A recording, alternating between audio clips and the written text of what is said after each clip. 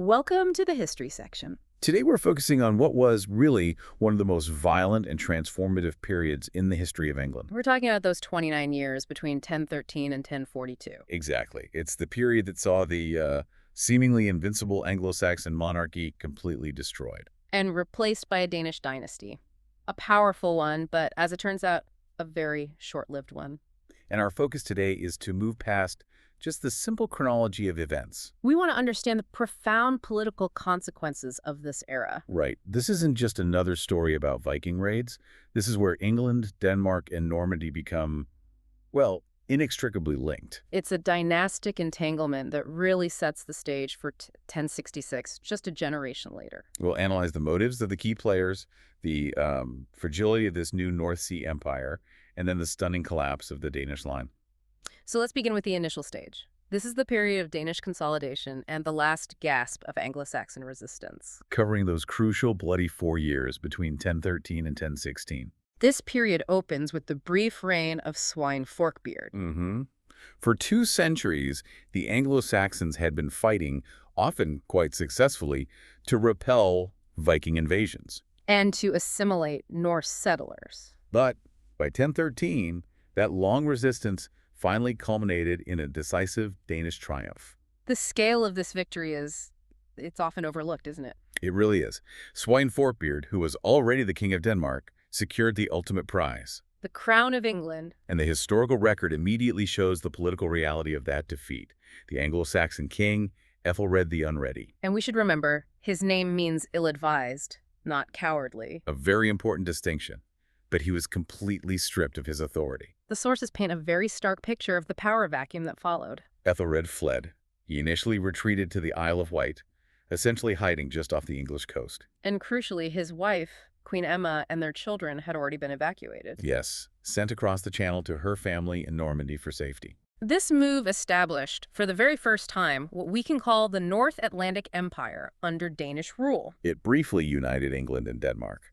But this entire structure was completely dependent on the personal authority of its architect. On Sweyn Forkbeard himself. And that authority proved devastatingly short-lived. Just 5 weeks after his coronation, Sweyn Forkbeard died suddenly in his bed.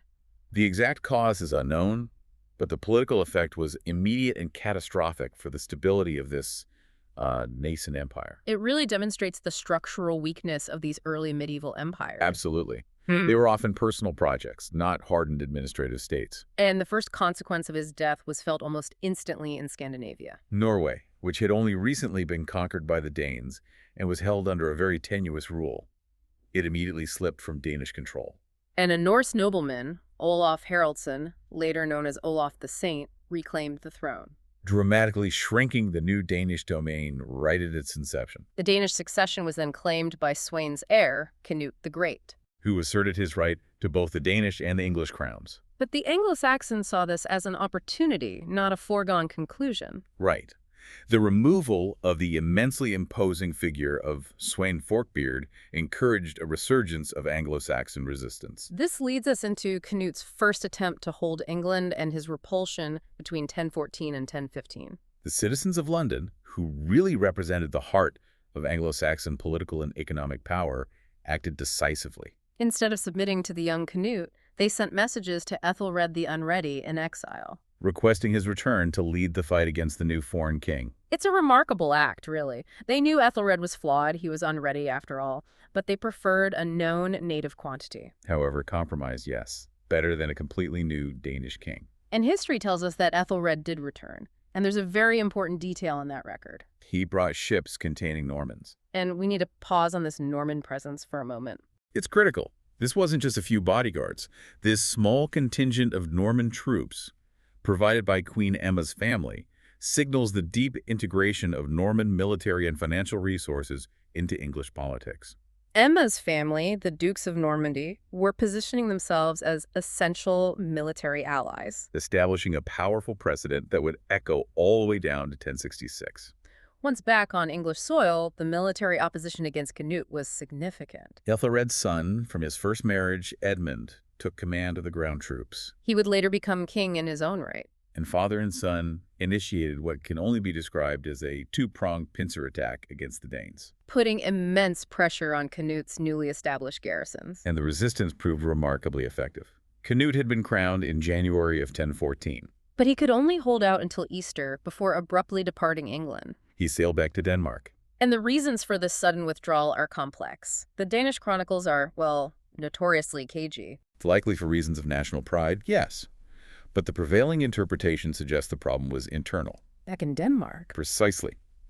Canute's brother, who was serving as regent, was apparently mounting a challenge to the Danish throne itself. So Canute had to make a choice. He made a cold calculation that securing his homeland took absolute priority over maintaining a precarious conquest in England. But before he sailed, Canute made sure his departure wasn't seen as a simple surrender. No, he committed an appalling act of psychological warfare, He systematically mutilated his English prisoners of war. cutting off their ears and noses, a grotesque, dehumanizing gesture, and then dumping them on the shore before his fleet left. The message was clear. Unmistakable. The conflict was far from over, and he was guaranteeing his inevitable return. This brutality, however, only temporarily delayed the inevitable. Ethelred reclaimed the crown. He enjoyed a brief period of renewed authority, bringing Queen Emma and his two younger sons back from Normandy. But this Anglo-Saxon triumph was brief indeed. Which brings us to the return and the final conflict, spanning 1015 and 1016. Canute returned the very next year. With overwhelming force, a massive fleet of 160 ships launching a full-scale reconquest of England. And the political landscape shifted rapidly when, in April 1016, Ethelred the Unready died. He died while still actively fighting the Danes. His death immediately forced the selection of a new leader. And this juncture highlights a critical feature of early English governance. The enduring power of the Witan. The Council of English Nobility and Senior Clergymen. Exactly. England had only been a unified kingdom for less than a century, and the monarchy was not strictly hereditary. The Witan retained the right to choose the king. And Ethelred's failure to prevent the Danish conquest gave them all the justification they needed to exercise that prerogative. They bypassed other potential claimants and selected Edmund, Ethelred's son, from his first marriage. His mandate was immediate: unify the Anglo-Saxon resistance and drive off Canute. He was elected precisely because of his combat success against the Danes, which had already earned him a nickname. Ironside. Yes. The chroniclers gave him this name on account of his prodigious strength and his extraordinary resoluteness in war. He was the definition of a warrior king, chosen in a moment of crisis. What followed was perhaps the most brutal campaigning season England had seen in decades. The military intensity was extreme. The two armies, under two dedicated young kings, fought at least 7 major engagements across England. And this was over just a few months.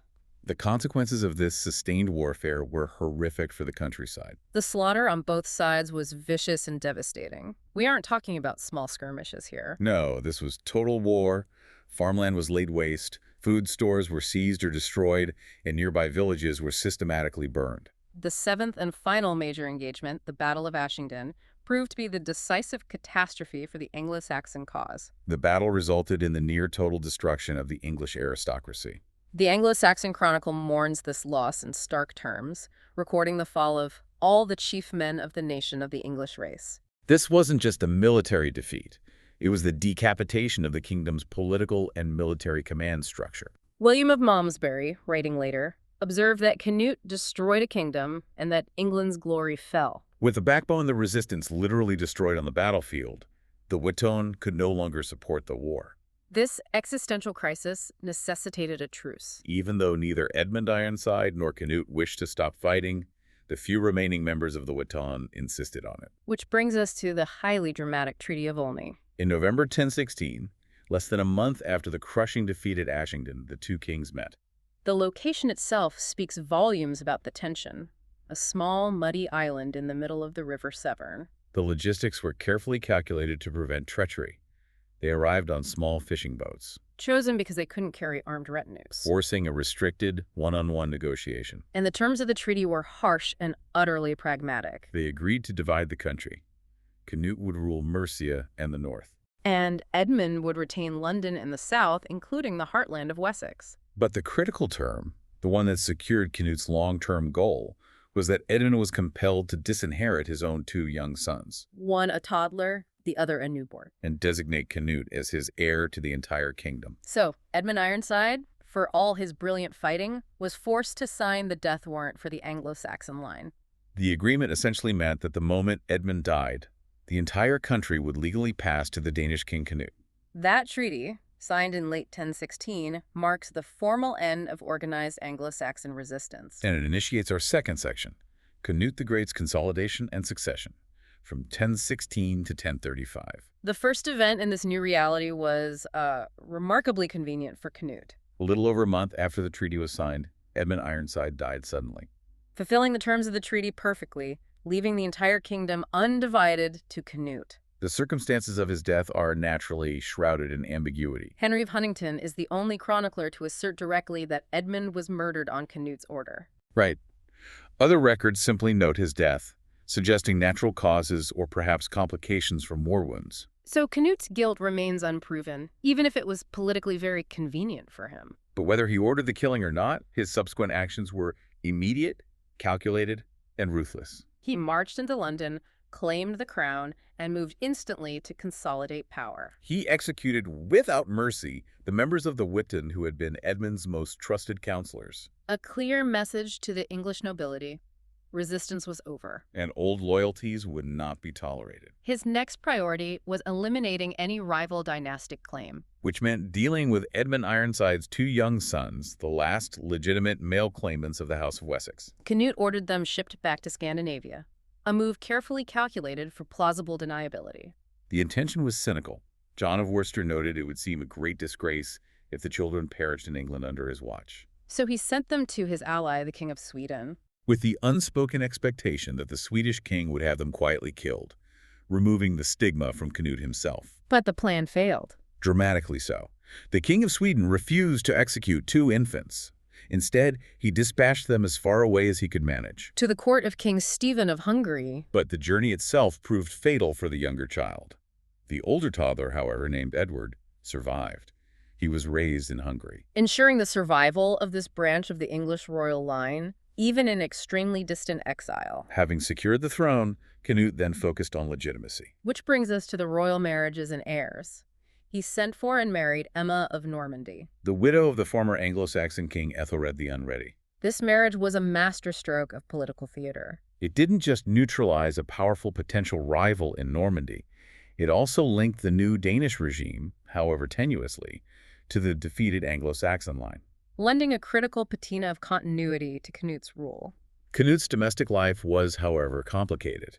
He maintained a long-term mistress, or common-law wife, named Ælfgifu. She was a crucial figure in the management of his Scandinavian lands. And the timing highlights the complexity.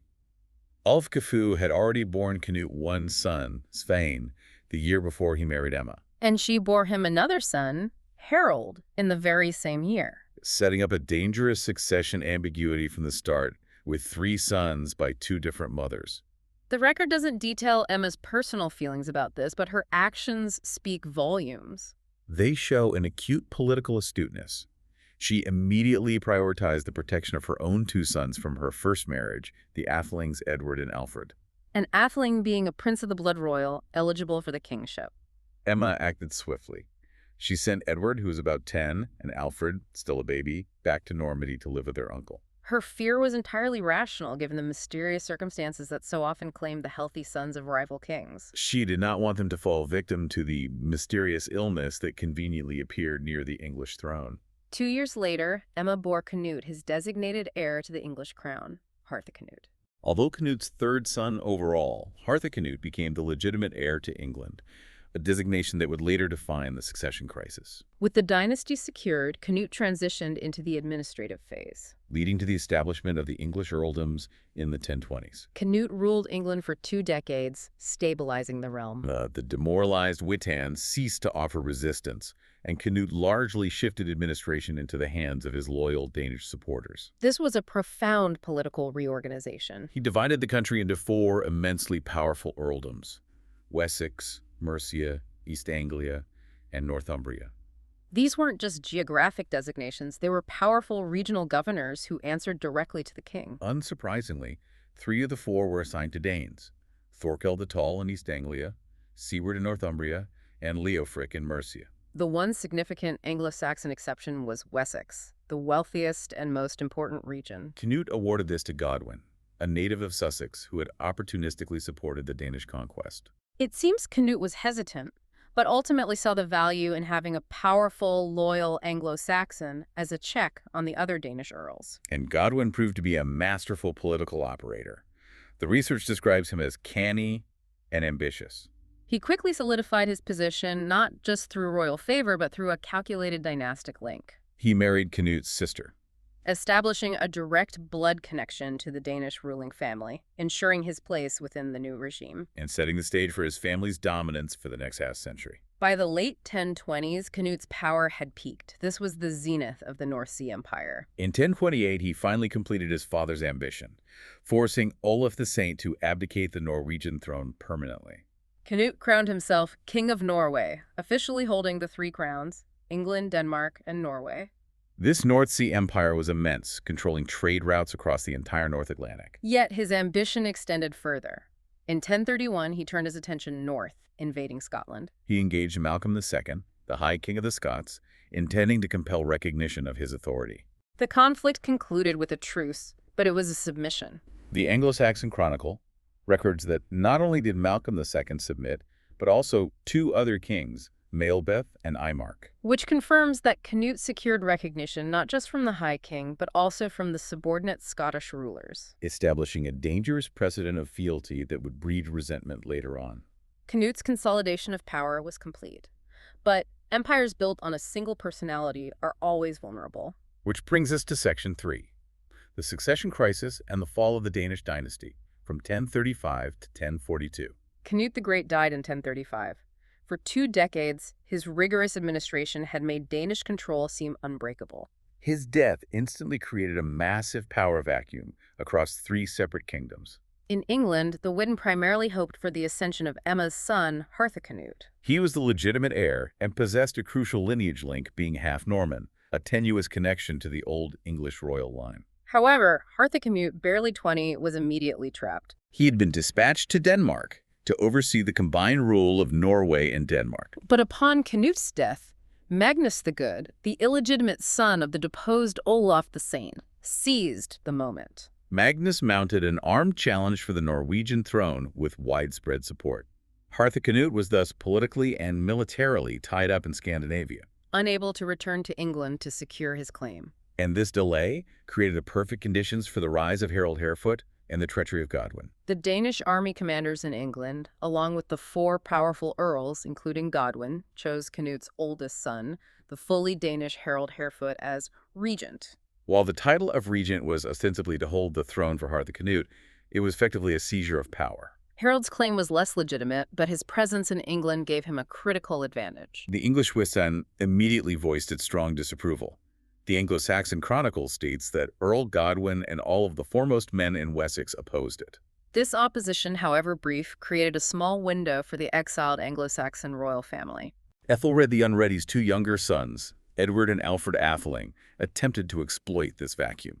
They returned to England, backed by dissatisfied Anglo-Saxons and a small force of Norman soldiers. And this is the moment that defines the career of Earl Godwin. Despite his initial opposition, he saw where the real power lay and quickly sought to become Harold's closest confidant. He abandoned his opposition and engaged in calculated, cold-blooded treachery against the returning Athelings. Godwin sent word to Edward and Alfred, encouraging their return and promising them safe refuge. But simultaneously, he reported their movements directly to Harold Harefoot, setting a deadly trap. When the brothers landed, their small party was ambushed. Edward, the older brother, managed to escape back to Normandy. But the fate of his supporters and his brother Alfred was horrific.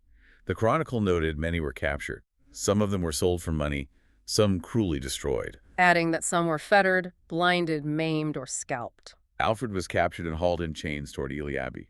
The account of his death is brutal. He was blinded so incompetently, or perhaps intentionally cruelly, that his brain was pierced. He died in agony at age 24. This act secured Harold's position and forever branded Godwin as the betrayer of the Anglo-Saxon line. Following his brother's murder, Edward returned to Normandy. He harbored a deep, enduring resentment toward Earl Godwin, a resentment that would shape English politics for the next 2 decades. His rage against Harold Harefoot was equally profound. And Edward's mother, Queen Emma, also fled from her stepson Harold's cruelty. She was 50, had been queen twice, and had lost a son. She sought security, but she made an interesting decision, avoiding a return to her ancestral home of Normandy. A politically shrewd move. Normandy was engulfed in chaos. Her older brother, Richard I, had died, as had his 2 sons. By 1035, the Duke of Normandy was the illegitimate son of her younger nephew, known to history as William the Bastard, acclaimed duke at the age of 8. This minority rule meant the duchy was being torn apart by ambitious Norman nobles. It was not a safe place. The Encomium Emma Reginae records that Emma found security in western Francia. The powerful nobleman Baldwin of Flanders received her well there and maintained her as long as she had need. Meanwhile, Harold Harefoot solidified his position in England. He dropped the pretense of being a regent and was crowned king. The chronicle confirmed the new reality. Harold was everywhere chosen as king, and Harthacnut was forsaken because he was too long in Denmark. While Harold secured the English throne, the peripheries of the North Sea Empire were beginning to fray. We turn now to the Scottish Rebellion, triggered by Macbethad MacFinlake. Scotland began to slip from Danish control, confirming that the submission to Canute had not been universally accepted. The instability was triggered by a succession crisis. Malcolm II died in 1034 and was succeeded as High King by his young son Duncan. With Malcolm gone, one of the subject rulers immediately rebelled. The rebel leader was Macbethad MacFinlake, king of the northern kingdom of Moray. English chroniclers simply called him Macbeth. And this seems to have been a routine declaration of independence. Yes, a rejection of a high king whose own clan had previously submitted to a foreign Danish invader. The political difference between the two men was immense. An Irish poem described Macbethad as the Red King who is generous, suggesting he was a popular, effective ruler. Duncan, conversely, was perceived as weak, relying entirely on his bloodline. The underlying political principle here, similar to England's Witan, is that the Scots retain the right to accept or reject their monarchs based on fitness to rule. So Macbethad's refusal to pay the High King's taxes in 1040 was a political challenge to Duncan's legitimacy. The confrontation was unavoidable. Duncan marched into Moray to enforce tax collection, leading to a battle in which he was killed. Duncan's widow fled Scotland with her 2 children, and Macbethad claimed the High Kingship. And he immediately refused to recognize the Danish king in the south. The Scottish portion of the empire was definitively lost. Before Harold Harefoot could confront this rebellion, his reign came to an abrupt end. Harold became ill and died while halting overnight in Oxford during a royal progression south. Harthacnut, finally free from his commitment in Scandinavia, immediately sailed for England with 60 ships. He was welcomed as the new king of England and Denmark. The nobility were desperate for stability. However, Harthacnut rapidly made himself immensely unpopular. He started by imposing a very severe tax that was endured with difficulty, likely to pay for his large army. The chronicle records that all who hankered for him before were then disloyal to him. He compounded this with acts of cruelty. He ordered Harold Harefoot's body to be exhumed and thrown into a swamp. And he used soldiers to forcibly collect the severe tax when the people of Western Mercia proved unable to pay. Fortunately for the English, Harthacnut's unpopular reign was short. Less than 2 years into it, in 1042, he was giving a toast at a wedding when he suffered a convulsion and fell down dead. The cause of death, stroke, or poison is impossible to determine, but his sudden demise was politically decisive. It resulted in 2 major consequences. First, Magnus the Good immediately claimed the vacant throne of Denmark, uniting Norway and Denmark. Second, and most critically for England, the throne was now open. Canut's 3 sons were all dead. The path was cleared for Edward, the last surviving atheling, and the last son of Ethelred the Unready. The English throne, briefly, was returned to the House of Wessex. Edward, known as Edward the Confessor, would return from his long exile in Normandy. He would spend the next 2 decades ruling England while relying heavily on the enormous political machine built by Earl Godwin, the very man who had betrayed and murdered his brother Alfred decades earlier. And here is the question that sits at the center of the century. Think about this. If Harthacnut hadn't died so conveniently in 1042, or if he had managed to produce a legitimate heir, would the ambitious Duke William of Normandy ever have dared to challenge the unified crowns of Denmark and England? The collapse of the Danish line created a vacuum that invited a century of conflict. Thanks for listening. We hope you enjoyed learning something new. That's all for now, but in case you didn't notice, there are a lot more episodes on this subject available on this channel. If you're enjoying these historical podcasts, please like and subscribe and share with other history buffs. While this is an AI recording, the research that has gone into this production is comprehensive and focuses on very specific moments in history, designed to bring as much detail to the listener as possible. Thanks again for listening in.